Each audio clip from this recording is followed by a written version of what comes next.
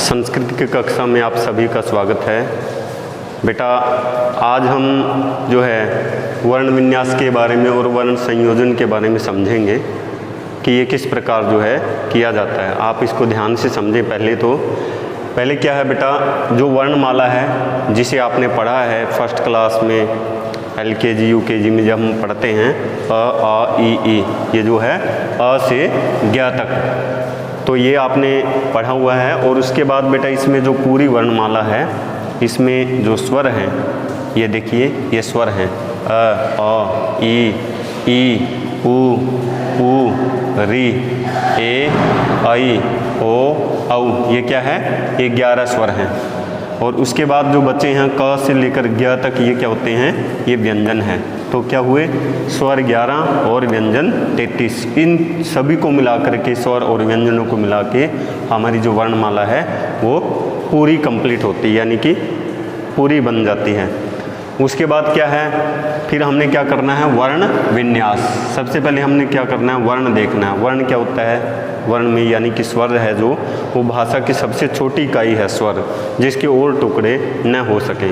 तो अब हमने जो शब्द दिया होता है, वाक्य दिया होता है, उसमें से वर्णों को अलग अलग करके लिखना है, क्योंकि जो ये स्वर है ये तो स्वतंत्र है। अब जैसे अ लिखेंगे तो अ जो है वो स्वतंत्र आवाज़ है, इनके जो है और टुकड़े नहीं हो सकते।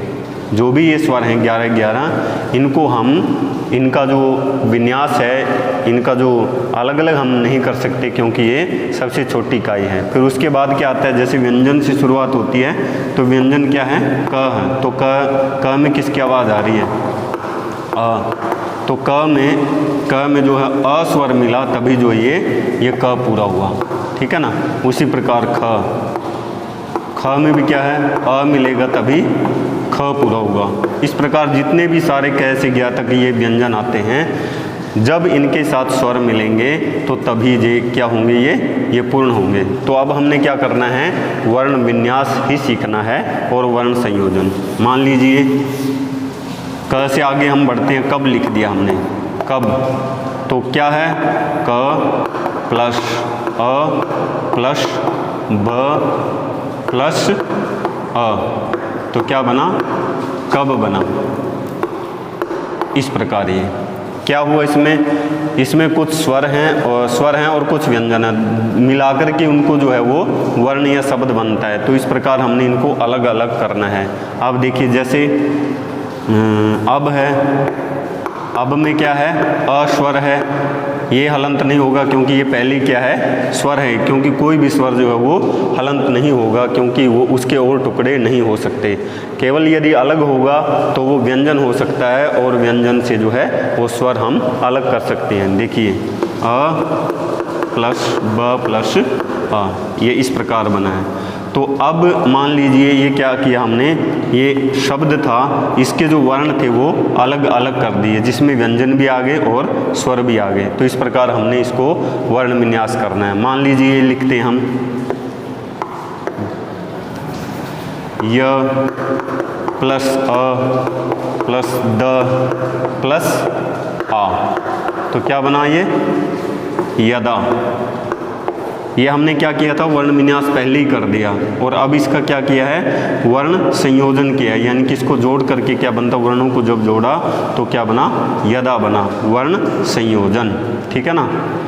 कब है, कब क प्लस अ प्लस ब प्लस अ, ये ऊपर भी किया हुआ हमने, तो क्या बनेगा, वर्ण संयोजन करने पर कब बनेगा। तो इस प्रकार आपने, जब हम किसी भी शब्द में आए हुए जो वर्ण हैं उनको अलग अलग कर करके लिखते हैं ऐसे, तो उसको बोलते हैं वर्ण विन्यास। और जब हम अलग अलग वर्णों को मिला करके लिखते हैं तो उसको बोलते हैं वर्ण संयोजन। तो इस प्रकार हमने क्या है, वर्ण विन्यास और वर्ण संयोजन हमने ऐसे समझ करके, कोई भी यदि शब्द आ जाता है तो उसके हमने वर्णों को अलग अलग करना है, स्वरों को अलग करना है और व्यंजनों को अलग करना है। तो इस प्रकार हमारा जो वर्ण और विन्यास, वर्ण विन्यास और वर्ण संयोजन का जो हमारा जो टॉपिक है वो इस प्रकार जो है वो कंप्लीट होता है। एक आधा एग्जाम्पल और मैं आपको बता देता हूँ वर्ण विन्यास और वर्ण संयोजन का।